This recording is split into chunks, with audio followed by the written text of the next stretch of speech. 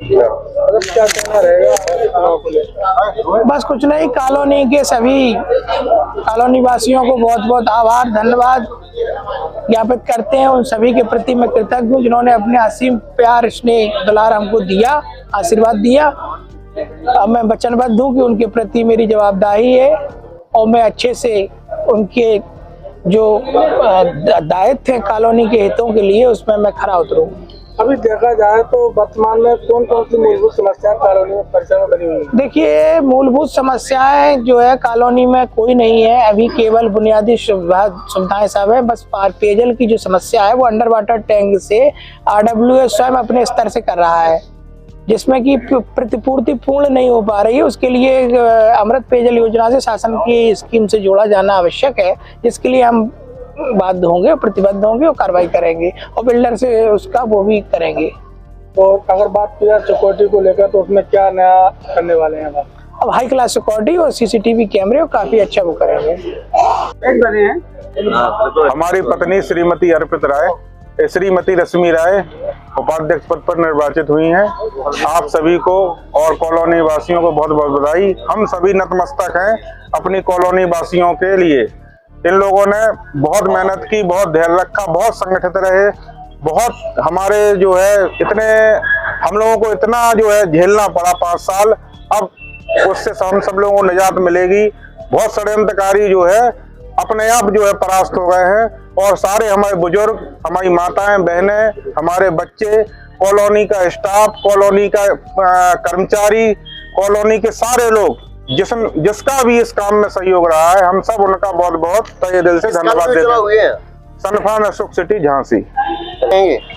सर्वप्रथम तो मैं सभी अभी आप जो मीडिया प्रभारी हैं सारे लोगों का मैं धन्यवाद करता हूं कि जिन्होंने हमारे इस चुनाव को कवरेज कर रहे हैं।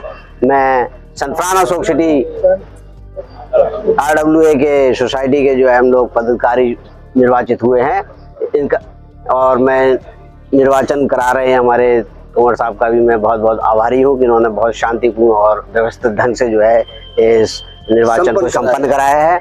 और मुख्य समस्या ये थी कि यहाँ तो बिजली प्लस सफाई प्लस सुरक्षा प्लस जो है बहुत सी चीजें, पार्कों का सुंदरीकरण ना होना है, रोडों का रखरखाव कराना, अब ये सब बहुत बड़ी स्थिति खराब थी कि हम लोगों की डिमांड थी कि जो है भाई कुछ कॉलोनी के लिए एक अच्छा कर पाए।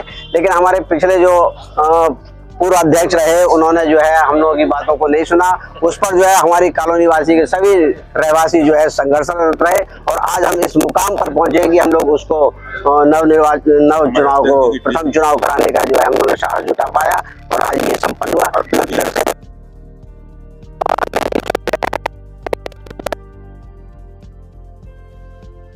करके और संघर्ष में हाई कोर्ट और जो है कमिश्नर है, DM है, सारी सब जगह हम लोग कंप्लेन करते रहे और जो है उनसे हम लोगों को सारा संघर्ष के तहत जो हम लोग को विजय प्राप्त हुई। और आज ये सब आप लोगों के सामने है, रहवासियों के सामने है कि हम लोग जो उसमें विजय प्राप्त हुए हैं। और अब जो होगा कल से ही हम लोग अपने कार्यों में जो है व्यस्त हो जाएंगे। कॉलोनी के जो रखरखाव है, कॉलोनी की सुरक्षा है, कॉलोनी की सफाई व्यवस्था है, बिजली की व्यवस्था है, उसको हम लोग बराबर ध्यान रखेंगे।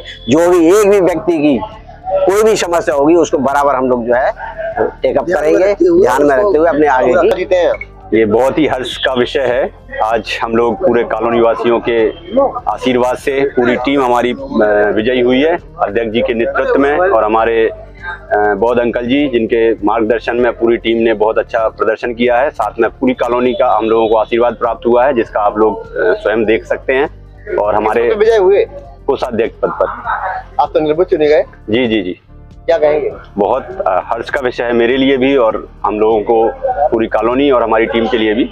बहुत अच्छे से हम लोगों को सहयोग मिला है कॉलोनी का और निर्विरोध हम लोगों को, मतलब मुझे निर्विरोध चुना गया है। बहुत बहुत धन्यवाद। अच्छा, महत्वपूर्ण पद मिला है। जी जी, प्राथमिकताएं क्या रहेंगी?